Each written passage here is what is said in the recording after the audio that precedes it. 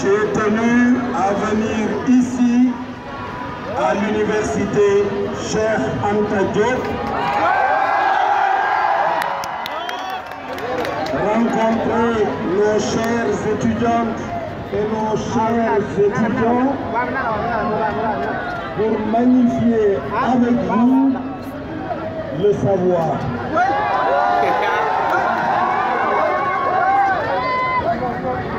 Au cœur de toute politique économique et sociale, il faut positionner l'importance du savoir. C'est le bien économique le plus précieux. C'est le seul que l'on puisse vendre sans s'en déposséder. C'est le seul que l'on partage, que l'on donne en s'enrichissant. Et nous ne pouvons pas entamer la compétition avec le reste du monde en négligeant le savoir. Il est inacceptable que si dans une famille, deux étudiants ont en même temps le bac, si l'un va à l'étranger et l'autre reste au Sénégal, que celui qui a la chance d'aller à l'étranger ait le temps de terminer son année scolaire, de revenir en vacances avant que ne commence l'année scolaire de celui qui est.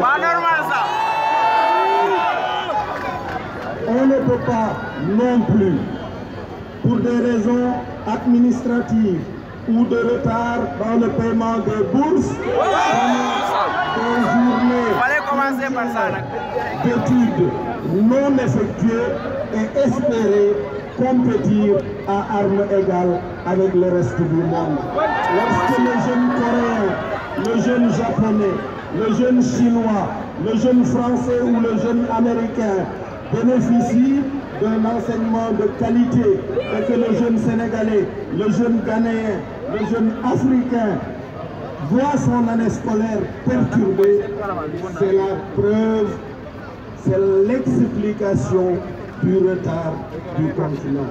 Le continent ne peut rattraper son retard qu'en donnant au savoir sa place.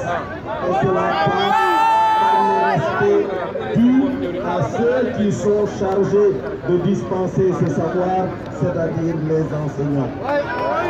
La valorisation de leurs fonctions, le respect de leur avancement, le respect de leur prime de recherche sera au cœur de notre politique éducative. Je vous exhorte, vous les jeunes étudiants, à accorder une importance capitale à la formation.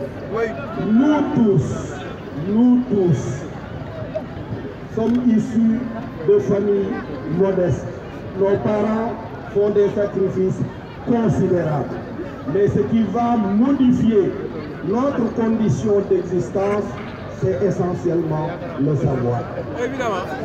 Donc je vous exhorte à respecter cette formation que vous recevez. Nous comptons sur vous pour le développement de la nation. Chaque activité humaine est une combinaison d'énergie et de savoir. La jeunesse met à votre disposition cette énergie. Si vous disposez du savoir adéquat, je n'ai aucun doute que l'Afrique, après avoir été le berceau de l'humanité, en deviendra aussi l'avenir de l'humanité.